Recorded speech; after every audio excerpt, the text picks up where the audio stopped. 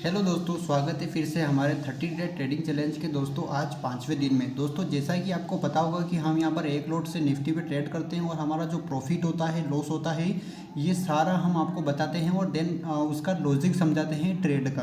तो चलिए दोस्तों, आज हम देखते हैं हमारा प्रॉफिट हुआ है कि लॉस हुआ है। उसके बाद में दोस्तों ध्यान से देखना कि यहाँ पर दोस्तों 3 PM हमारी जो स्ट्रेटेजी है निफ्टी में, वो फेल क्यों होती है। उसका जो एक फेल होने का रीज़न है वो दोस्तों बिगिनर्स के लिए, जो नए आदमी हैं उनको जो एक फंड या कैपिटल की कमी रहती है, उनके लिए बिल्कुल भी ये चीज़ यहाँ पर सूट नहीं करती। वो क्यों नहीं करती, सारा मैं आपको मनी मैनेजमेंट के साथ में यहाँ पर बताऊँगा। तो वीडियो को प्लीज़ ध्यान से देखना, और अगर आपको इंटरेस्टिंग लगे वीडियो तो प्लीज़ यार एक सब्सक्राइब कर देना, ताकि मेरा मोटिवेशन बढ़े और मैं आपको डेली ऐसी इंटरेस्टिंग वीडियो ला कर दूँ। तो और दोस्तों तो दोस्तों हम आ चुके हैं सबसे पहले हमारे एंजल वन के अकाउंट पर। अगर आपको अकाउंट खोलना है तो हमारे डिस्क्रिप्शन में लिंक है, बिल्कुल फ्री में अकाउंट खोल रहा है। जैसा ही अकाउंट खोलते हो हमारी लिंक से, तो बिल्कुल आपको मैं फ्री में मेंटरशिप जो मैं सिखाऊं सारा मैं आपको फ्री में सिखाऊंगा। तो दोस्तों यहाँ पर ध्यान से देखना, हमारा 517 रुपये का आज लॉस हुआ है। कंटिन्यू हमारा 2 से 3 दिन में कभी 2000 का, कभी 1000 का अच्छा खासा, कभी 1500 का प्रॉफिट हो रहा था, आपने देखा होगा। पर दोस्तों आज हमारा ऐसे हिट हुआ, ये सारा मैं आपको बताता हूँ क्यों हुआ ये। चलिए हम चलते हैं चार्ट पर।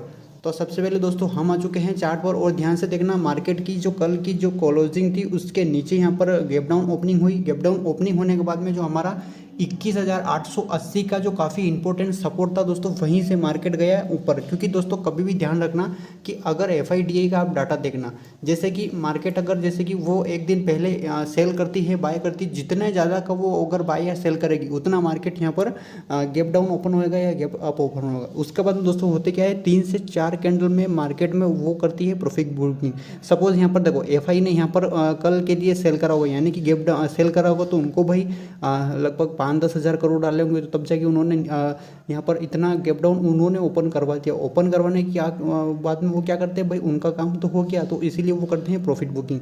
प्रॉफिट बुकिंग होने के कारण मार्केट रहता है साइडवेज।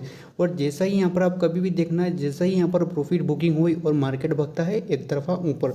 दोस्तों ये रैली को मैं मिस कर गया, क्योंकि दोस्तों हुआ यूँ था कि मेरे अभी घर पे कुछ इमरजेंसी काम यानी कि हमारे खेती बाड़ी का काम चल रहा है, तो उसी में इतना बिजी रहते हैं कि सुबह पहले 6 बजे उठकर यहाँ पर इसको टाइम दे ही नहीं पाते। उसके बाद में दोस्तों मार्केट को ध्यान से देखना, मार्केट पूरा एक तरफा रेंज में चल रहा था। यानी कि ध्यान से देखो, मार्केट बस हल्का सा यहाँ पे आया, 10 बजे के बाद में मार्केट एक रेंज के अंदर घुस गया। ये दोनों ध्यान से देखना, ऊपर गया फिर नीचे गया, फिर ऊपर गया फिर नीचे गया, फिर ऊपर गया फिर नीचे गया, फिर ऊपर गया फिर नीचे गया।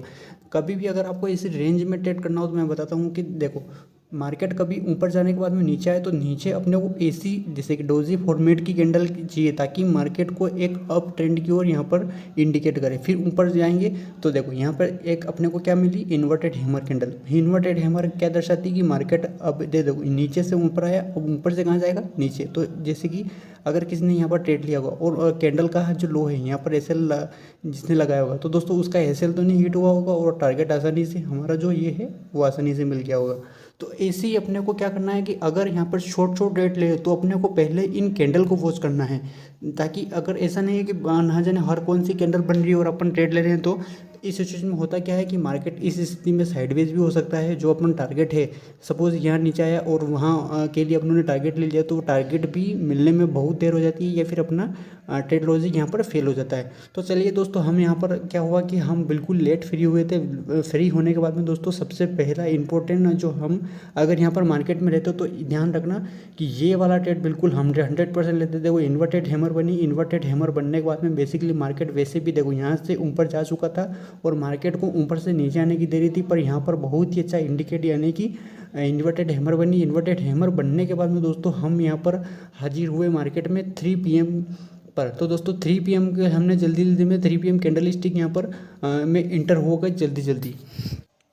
ये देखो दोस्तों 3 PM कैंडल ये है। तो दोस्तों हमने क्या करा कि जैसा ही मार्केट ने इसके लो को यहाँ पर ब्रेक करा और यहाँ पर हमारा सपोर्ट भी था, ये सपोर्ट को भी ब्रेक कर दिया, तो दोस्तों हम रनिंग कैंडल में एंट्री मारी। रनिंग कैंडल में एंट्री मारते हमने क्या गलती करी कि यहाँ पर बिल्कुल टॉप पर, जिसका इसका टॉप है ना, लो रेड कैंडल का टॉप यही रहता है, तो दोस्तों टॉप पर जाके हमने इसको बाय करा और दोस्तों मार्केट में फिर लगा रिजेक्शन में आप देख ही सकते हो कि हमने जल्दी में दोस्तों यहाँ पर रख दिया मात्र 10 पॉइंट का एसएल क्यों रखा मैं आपको बताता हूँ। कभी भी ध्यान रखना, अगर आप बिगिनर हो और अगर आपको कैपिटल की कमी है या फिर एक्सवाइजेड कुछ भी हो, कम कैपिटल से ट्रेड कर रहे हो, अगर आप सीख रहे हो, तो दोस्तों इस सिचुएशन को ध्यान रखना। अगर आपने 3 से 4 दिन अच्छा खासा प्रॉफिट अर्न कर लिया हो तो कैसे भी करके उस प्रॉफिट को लॉस में कन्वर्ट करने की कोशिश मत करना। इसीलिए दोस्तों मैंने क्या करा कि मात्र हमने प्रॉफिट तो अच्छा खासा अर्न करा है, पर दोस्तों मैं 500 रुपये से ज़्यादा यहाँ पर लॉस नहीं करने वाला, चाहे मार्केट मेरे ही डायरेक्शन में क्यों जाए।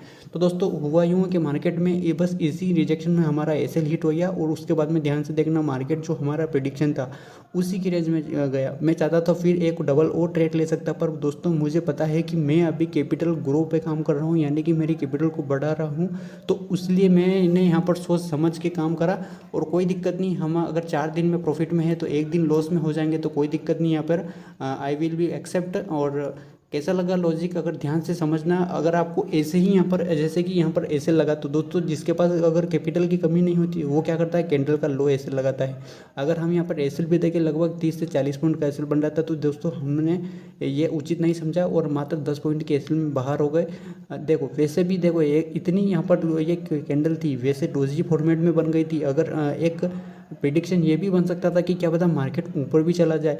तो दोस्तों देखो मार्केट में कोई चीज़ें स्थायी या अस्थायी नहीं होती हैं, ऐसा कोई फिक्स नहीं है। देखो डोजी कैंडल बनने के बाद में भी मार्केट आ गया नीचे, तो इसीलिए दोस्तों यहाँ पर आपका जो प्रेडिक्शन है, आपका मनी मैनेजमेंट है, उसी को साथ लेकर चले। ऐसा नहीं है कि बिल्कुल यहाँ पर कैंडल के हिसाब से चल रहे। दोस्तों कैंडल बनेगी क्या और मार्केट में होएगा क्या उसका कोई नहीं बता सकता।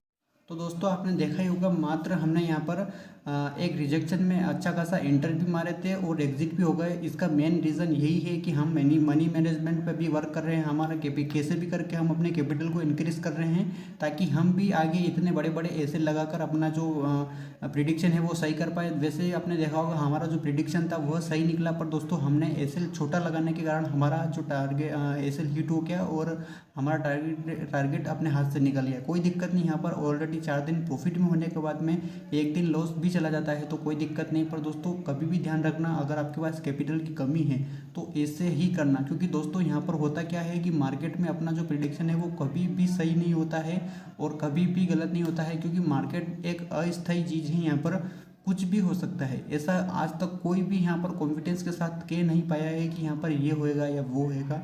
तो इसीलिए अपने को यहाँ पर कैपिटल को, अगर आप शुरुआत में सीख रहे हो तो कैपिटल को बचा के रखना है, छोटे छोटे ट्रेड लेने हैं, एक लेट से अपने को काम करना है और वो जो भी सीख रहे हो उस पर यहाँ पर मंथन करना है।